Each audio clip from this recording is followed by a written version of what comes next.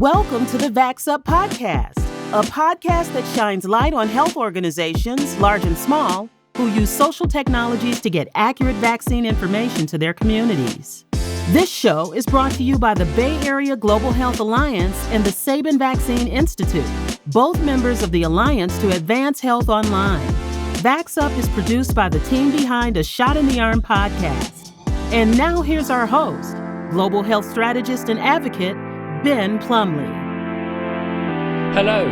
In this episode of Vax Up, we're following India's Girl Effect program to see how social technology is reaching and providing vaccine information to girls and young women, particularly young mothers, people that the traditional public health community has found hard to reach. And joining me to reflect on challenges faced and solutions implemented is Sohini Sanyal, a member of the Sabin Vaccine Institute's Boost community, and she's based in New Delhi, India. Sohini is an e-learning and capacity building expert, and she oversaw the country's pioneering e-learning program for its immunization field in March 2020, just as the first wave of COVID hit India. Welcome, Sohini. Hi, Ben. Thanks for having me here. Oh, it's a pleasure to have you across the Pacific. We're also joined by Lizel Tanglau, entrepreneur and journalist, who has reported for Vice, CBS, CNN, ABC, the list goes on, specializing in how social media impacts behavior change.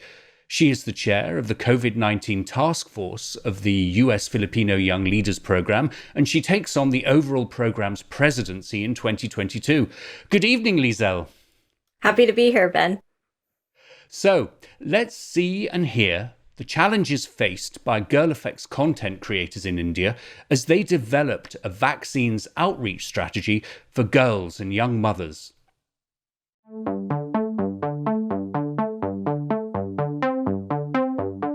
1/5 of the world's 5.9 million deaths of children under age 5 occur in India, with more than half being from vaccine-preventable infections. That's according to data from UNICEF that also finds 35% of children in India do not receive full immunization during their first year, even despite evidence proving the power of vaccines to save lives and control disease. In the age of the global COVID-19 pandemic, it might be tempting to point to overwhelmed health systems or vaccine skepticism to explain India's statistics. But the team at Girl Effect, an international nonprofit dedicated to empowering young women and girls through media, says in India, it's not that simple.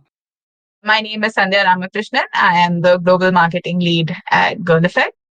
It's not really that the country is vaccine hesitant as opposed to just vaccine confused, right? Like nobody's sitting and saying, oh, but I don't believe vaccines exist. Whether they might be good or bad is a discussion for later, but everyone is just so confused.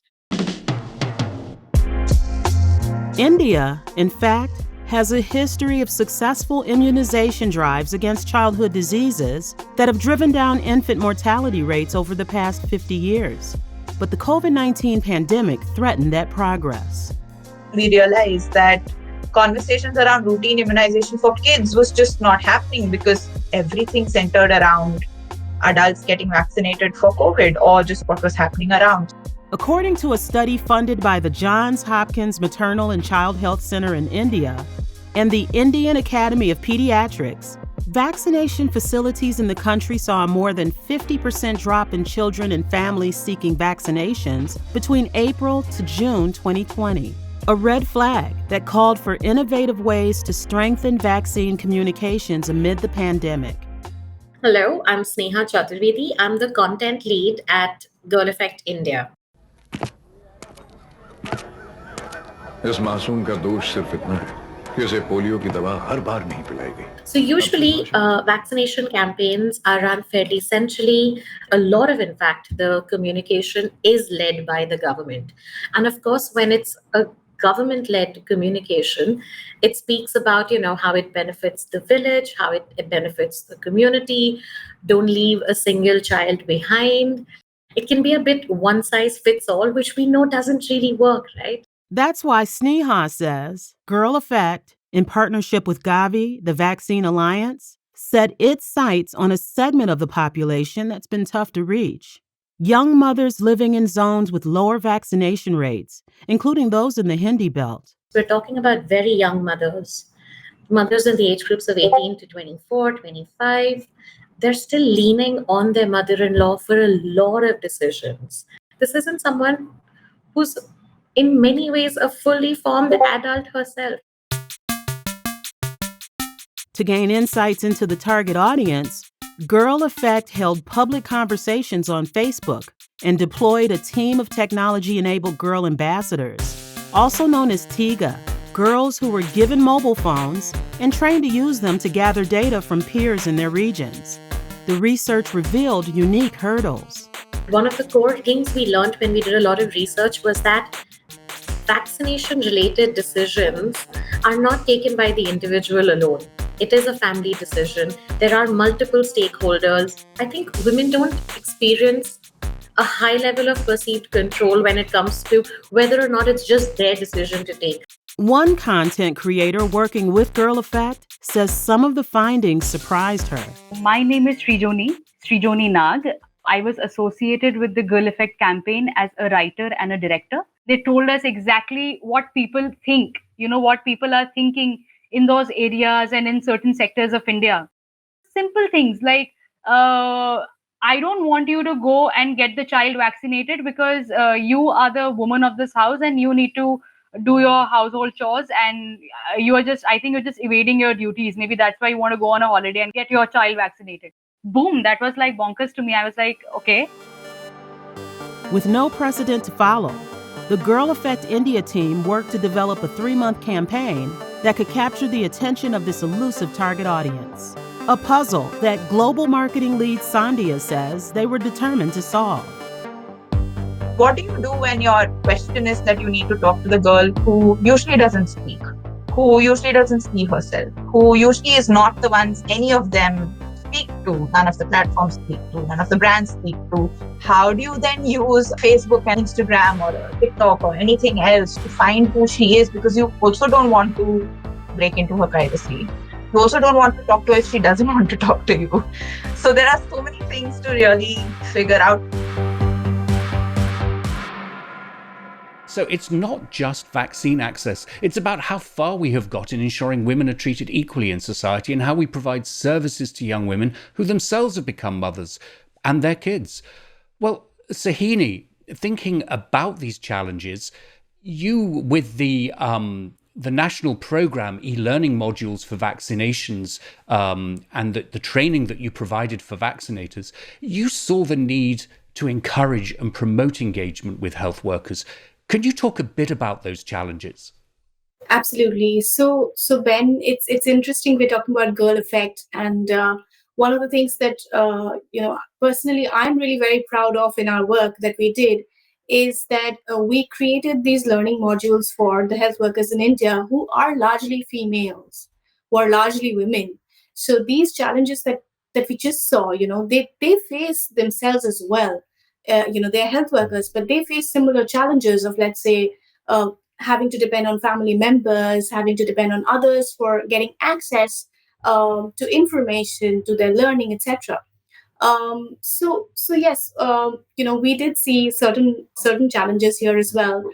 For example, our content is on mobile phones, right? And some of them don't have it for themselves. They use it, use the phones of others. But what we also saw is that there is a lot of peer-to-peer support. So within these groups who are women and who work together, they helped each other. They helped each other access courses, access their learning, even provide, internet hotspots, etc. We saw that during our trainings itself, when we went for trainings, and maybe even the internet provided to them was not adequate. So they did work together. So yes, these are certain things that we did see during our trainings, and what really made it work was, like you said, social engagement to a certain extent. That the women themselves were very motivated to learn through online trainings, for example, which is something they thought is for their children. or for their sons or their men, who have access to technology, and suddenly they felt empowered enough that, look, this is something that you can do by yourself. So yes, these social challenges are definitely present, but the motivation is huge when you make them feel that they are also capable of accessing technology, accessing social engagement through social media, working together, collaborating to get something done. I think that really works for them. Liesl, how do these challenges resonate? Have you seen in other communities where the decision to vaccinate or not vaccinate is something that is really not an individual decision, but is something that's discussed or even decided by the family? For a lot of communities that really come from a place where it's more collective versus being the individual, and a lot of communities of color kind of fall into that space. Peer pressure is a big thing in terms of understanding whether or not, oh, should I get that vaccine or should I not get that vaccine? And it really affects an individual's decision whether or not, oh, my friend down the street got it, maybe I should get it, or they're scared, maybe I shouldn't get it. And that really drives home, like, whether or not, is this something that I should do as well? And that could really impact the entire society wherever that region is, because people want to be part of something, or maybe not be part of something, depending on the sentiment that's hinging around that particular topic. And certainly the COVID-19 vaccine has been something that has affected a lot of these communities of color, especially in the United States and also globally. Yeah, and it's sort of accentuated the kind of challenges that we were having with all sorts of vaccines where they were able to be accessed. Well, let's see and hear the solutions that Girl Effect came up with. Binni को तो मैं नजर का ही टीका लगवाऊंगी, कोई और टीका नहीं। माँ जी,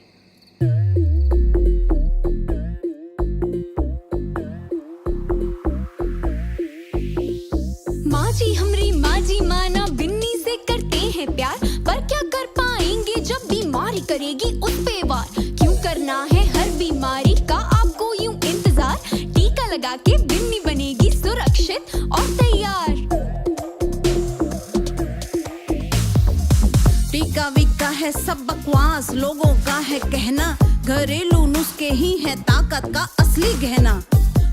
That's a clip from one of the array of videos produced for Girl Effect India's first-of-its-kind campaign on routine childhood immunizations. Posted on Facebook, Instagram, and TikTok, it features the central character, Meenal, a young mother who tries to win her mother-in-law's approval to vaccinate her child in an unexpected setting, a rap battle. Directed by Srijoni Nag. Sound and music, they always help because they seep into your psychology without even knocking a door. When you think of rap is the voice of a revolution. Rap is the voice of change. It's a medium of change. But then Meenal, the young mother, has to toe that line. She has to be respectful, at the same time be the driver of change for her child. In rap battles, we often see that, rappers go a little personal on the other side. So I did not do that. It was all very, it was in a very nice, beautiful, happy state, a happy exchange between the two.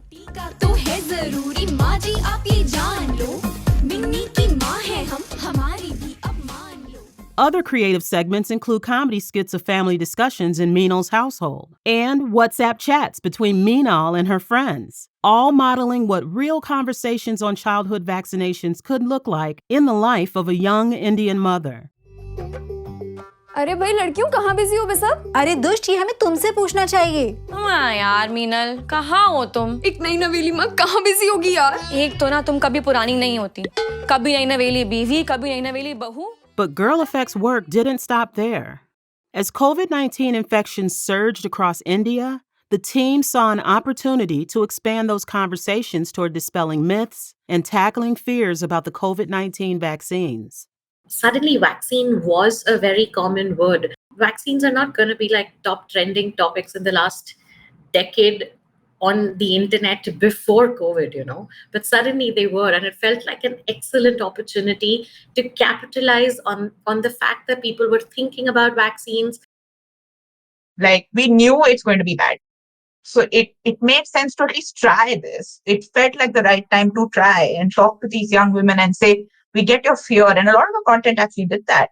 It didn't call out COVID directly, but it said, we know that you're scared, but you can't go and not take your kids' booster shot, because this is not the answer to go, have COVID. This can't be the answer, because what happens to your child if they have to go to the hospital to take your child there? Then it's going to be worse. Girl Effect also used artificial intelligence technology to build an interactive space where young women could engage with what they describe as a digital big sister about pandemic-related topics. So instead of pushing content to her this time, we made a chatbot which is taking on questions like, when can I stop wearing a mask? Do women need to take the vaccine as well? Is the vaccine safe? Questions that are playing in people's minds. And you invite her to come into the chatbot and address it if she feels right.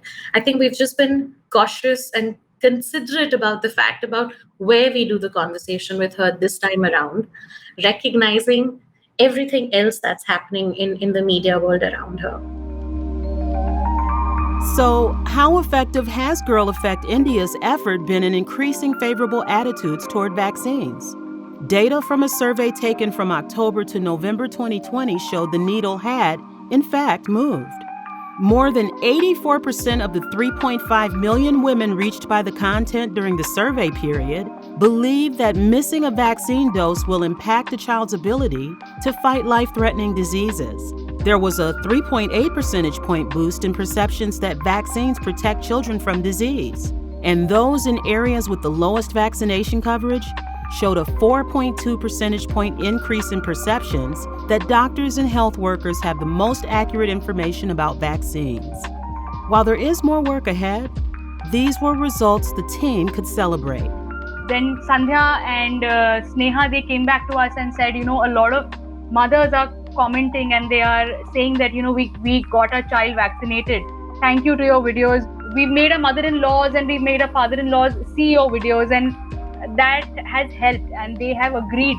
And that was amazing. To actually see the result was heartwarming, was amazing. I think it's because of the amazing insights, the core, the message that the Girl Effect team comes up with.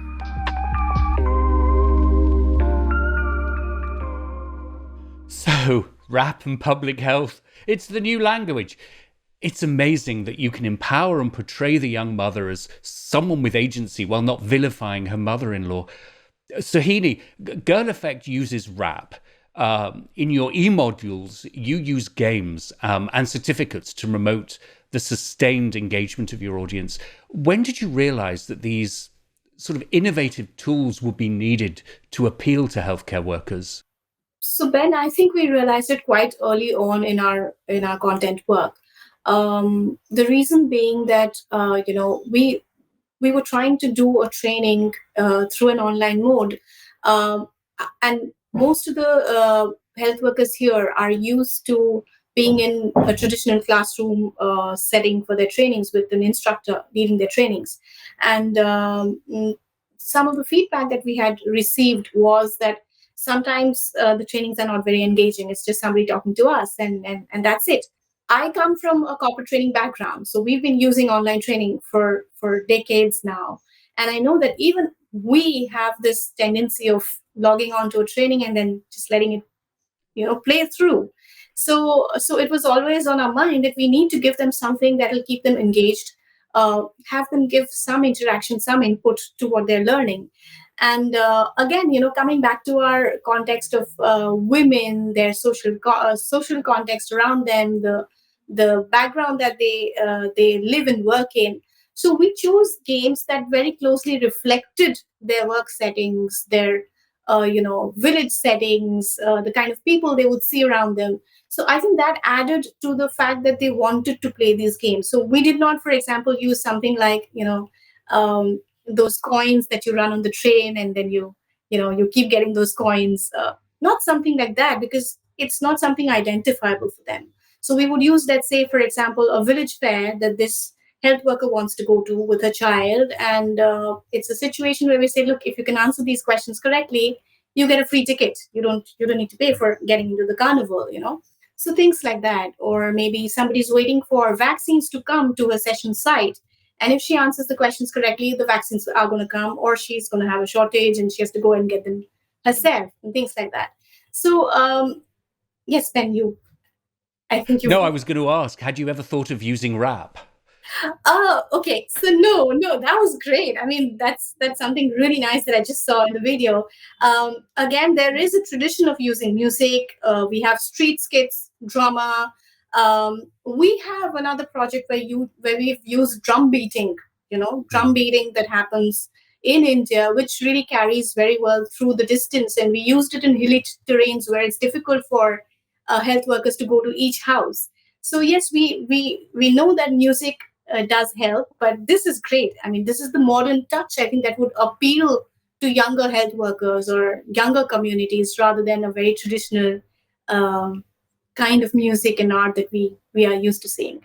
Yeah, I know what you mean. Liesl, so I used to be the CEO of something called the Pangea Global AIDS Foundation, which drove a new discipline called implementation science, enabling public health researchers and implementers to measure the impact of what they were doing sort of almost in real time, and certainly much more rapidly than, clinical trials or the standard approach to monitoring and evaluation.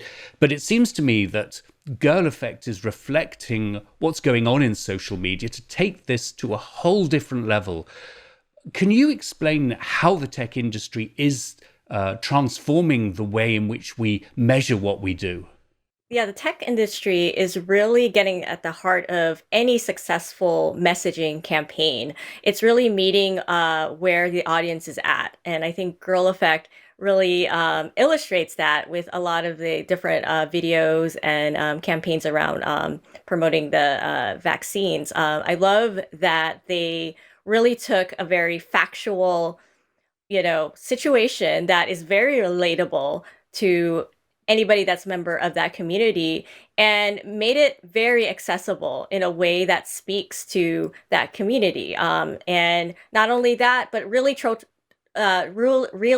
truly culturally tailoring the content. So it's not enough to say that, you should get vaccinated, but to be able to put it in a very fun way that really helps to kind of move the needle in terms of, promoting a certain sentiment around a certain topic, especially a topic that can be very scary for a lot of communities.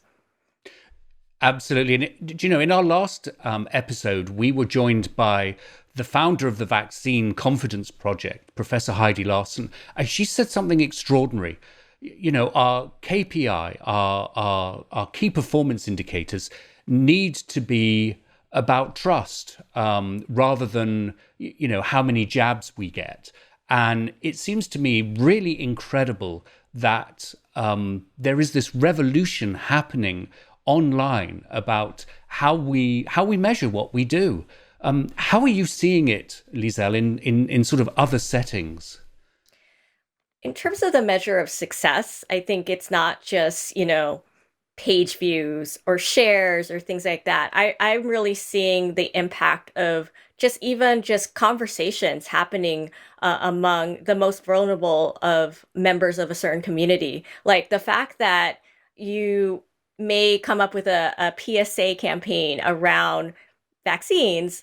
And if my grandmother, for example, someone from a more senior community saw that in TV or even on their Facebook, to me, that's a measure of success because it's something that resonated enough for whatever person in that age group felt like this was something I wanted to share, not just only in the traditional sense, but share even through technology platforms like WhatsApp or Viber or any of those other places. Because everybody wants to be able to share something useful for people. So if that's getting around, if it's getting to our grandmothers, to also our Gen Zers, then to me, that is the true measure of success versus the amount of likes or even dislikes on a certain post.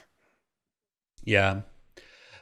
Sohini, so how does a country as diverse and populous as India take the lessons learned from initiatives like Girl Effect, and help empower the overall delivery of comprehensive health services?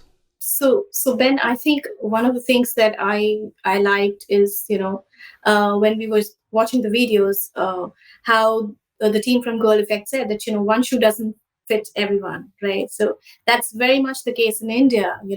Whatever content, whatever messaging that you want to give to the communities or to the health workers, it has to be very highly customized, starting right from the language itself. These are people who are not very conversant, for example, in English.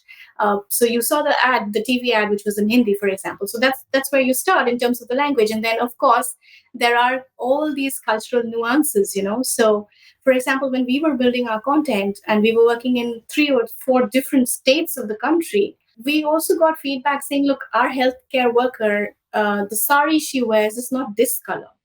So even the color of the sari was different in different states, And if you do not pay attention to such things, or if you're not adaptable to including these things in your messaging, that's where the connect doesn't happen, right? So yes, it's a very, very big challenge, and I think that the solution to it is, of course, for people like us to be able to really observe, interact, learn more about the people that we are doing a messaging for. Maybe do more social listening, see what they post on Facebook, see how they interact on WhatsApp. So just to give an example, now that we got feedback from one of our workers who said that, she was very proud of the fact that she could get an online certificate and she could share it with her son, who was actually usually the one sharing online certificates with her, right? So it was a reversal and she was so excited about it. So when you get these kind of inputs from the community and you can build that in, for further reiterating any messages, I think that's when you will be able to serve a country like India, where, you're going to get really different kind of inputs and really different kind of feedback coming, and how quickly and how adaptable you are to using those inputs, I think would be the key to success. I think that's what Girl Effect has done really well, Yeah. Social listening. Liesl, how often do we do that, do you think? We definitely do not do enough social listening enough. It's really something that's super basic, but I think we kind of forget. I think we assume that, the people would listen to this type of messaging, but that is not the case. You have to really understand who your audience is. And again, the key part is meeting them where they're at. And I think, for something to be really effective, like trying things out, seeing what resonates. And oftentimes, in many ways, I think about it's kind of the reverse engineering of like why misinformation is often successful, because misinformation, it also, usually elicits some type of emotional response, not in a bad way, in a bad way, actually. So, when you kind of think about, well, how do I reach this community? Like, for example, in the Filipino community, what really works, really resonates really well is messaging around hugot, which is like really that emotional core, something that's why a lot of Filipino films are just so popular, because they elicit such an emotional response. So in many ways, it's just really going back to the core of just human nature. It's like, how can I relate to that? Is that something that would affect me, even though I don't know these people on the screen? So, Liesl, I mean, Girl Effect had a lot of, clearly had a lot of resources and intentionality going into this and producing this campaign. Is it possible for communities to do this, say, where there aren't necessarily the resources available? It's definitely possible to launch an effective campaign, just as Girl Effect has launched, by nature of just really remembering that as much as the message is important, it's the messenger that's just as important. So, having somebody that can relate to whatever audience that you're trying to reach, that's super relatable, that's accessible, it can be done on a smaller scale with probably very little budget, to be honest. Obviously, having a budget is always a good thing, but at the end of the day, it comes down to trust. And if this person is somebody I can trust that is giving me some vital information, I mean, having a big budget is just the cherry on top. I think I would just like be able to relate to them in any medium possible if the message is coming from a trusted messenger of the community. So, Sohini, trust as the special source that drives things rather than budget. Just to add on, yes, of course, funding is very important. Having resources and budgets make your life so much easier. But we also have to consider, economies of scale. So yes, there is cost that is going into building the content, but the number of people that you can reach because you are on social media, that also is a consideration. And like Lizelle said, ultimately it really is the trust. I mean, just a few days back, I saw a photo on our local newspaper of a district which is flooded, and you have the health workers in waist deep water vaccinating little children, and as they are dedicated to going out there and doing it, so too from the community that they've brought their children out to get vaccinated, little babies, and they're themselves standing in the waist deep water. So technology has helped, I'm sure. Resources will help, I'm sure. But then the trust is the main reason ultimately that they have come out to get the child vaccinated. So I think cost is a constraint, but we can make use of mediums to reach to more people. WhatsApp, for example. In India, almost everyone these days uses WhatsApp. So even if you can get relevant information, relevant clips, relevant videos, and of course, it's up to the creators also to make it as much as accessible to everyone as possible, then these get disseminated to larger audiences at a comparatively lower cost. So these things definitely, I think, can be attempted.